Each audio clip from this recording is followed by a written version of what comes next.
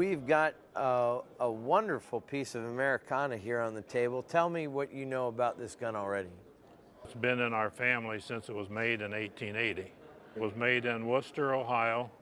The maker numbered his guns by the month and year, and it is 1280, which was December of 1880. There's some unique features about the way the patch box opens and the gold that's down the barrel and the two gold bands on the end. Just amazing amount of silver in this gun. There really is. What's the maker's name here on the top? H.S. Groff, Henry Groff. You know, the patch box here, we press this little button and she springs right open. And this even goes back to the golden age, the 1750s to 1830s and 40s, the golden age of long rifles. The degree of craftsmanship in American long rifle could be shown by the number of piercings in the wood to metal fit of the gun. And when you look at this patch box, there are 1, 2, 3, 4, 5, 6 piercings where the metal overlays the wood, but the metal's actually fitted into the wood, and that's all been carved away. But that's not the only example of that. We turn the gun over, and we've got a number of piercings on the other side. Everything has some sort of engraved features to it. A lot of silver, and for a gun that was built in 1880, that had to have cost a pretty penny. Today's money, Dean, I would think that this gun would be worth around $8,000 to $12,000.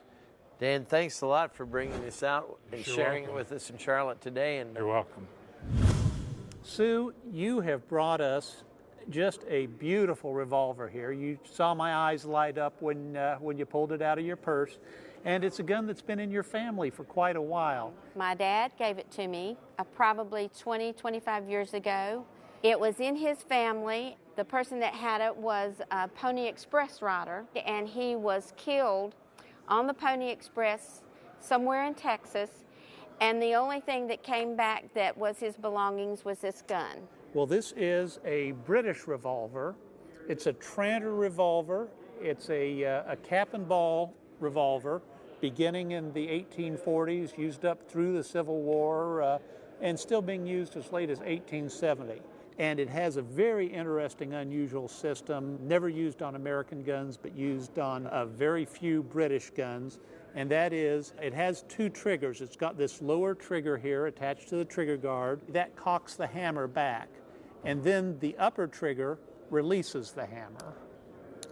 So it's two actions to fire it, an unusual action.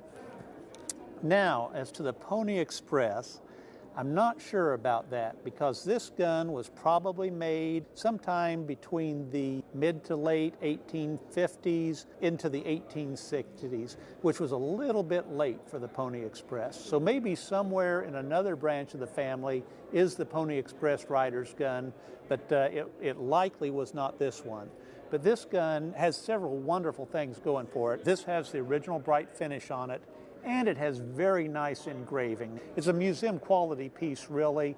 In terms of retail value, I'm guessing that this gun is probably going to retail somewhere in the $3,000 to $5,000 range. But a lovely gun and a wonderful heirloom. Well, thank you.